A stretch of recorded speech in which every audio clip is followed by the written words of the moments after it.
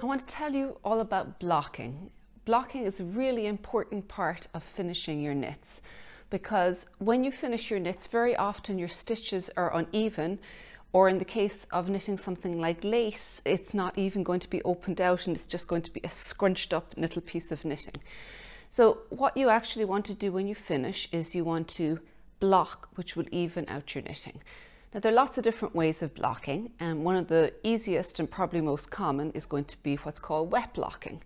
Wet blocking is pretty much like what it sounds like. It's where you take your knitting and you immerse it in water, lukewarm water, usually with some kind of a wool wash or something that's suitable for using on the fabric that you're going to make. Then you take it out, you either squeeze it in towels, or possibly if you have got a washing machine that you could put on a really low spin cycle, you can put it in there. If you can't control your washing machine, that's a really bad idea, because you could end up felting it if it spins it too vigorously. So if in doubt, squeeze between towels, but don't ever wring out because you'll damage the knitting. Then once you have it wet, you're going to go take a piece of foam, usually some kind of a foam blocking mat, and you will lay your knitting out on top of it. And then you're going to take either individual pins or blocking bars like this, which have several pins together. Or if you've got lace knitting or something where you want an even edge, you can use blocking wires, which are just metal wires that you can thread into the edge and you can pin to hold out openly. Then you smooth out your knitting so that it looks the way you want it to look. The stitches will be even. Anything that was a little bit crumpled in will be opened up. Standard blocking, you're not going to stretch it, you're just evening it and you're stopping the edges from curling. However, if you've got lace knitting, you're going to be stretching it quite vigorously to try and open up the knitting. If you've got something, so this would be your lace, where you see the way this is very open and even and a little bit floppy, you stretch it quite a lot to create that.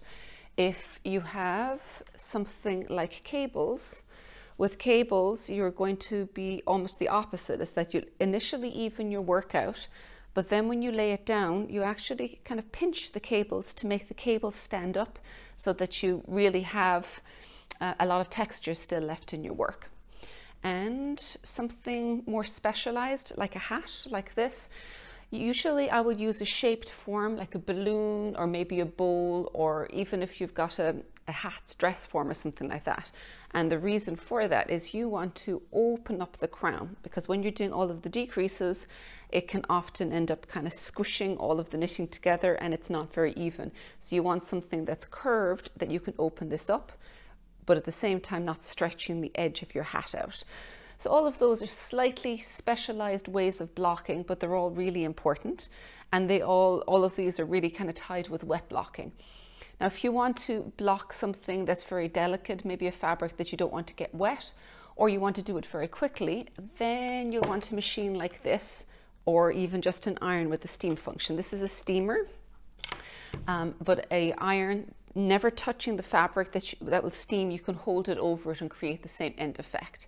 What you're doing with that is the steam is going to, between the warmth and the dampness, it's going to allow the stitches to relax and they will open up. Very often I'll do it where I might pin one side and stretch it out, and I'll use it while I'm working on a project to double check my length. If I know that it changes a little when it's been blocked, I can steam it as I'm going through, but I usually will then still finish off with wet blocking at the very end.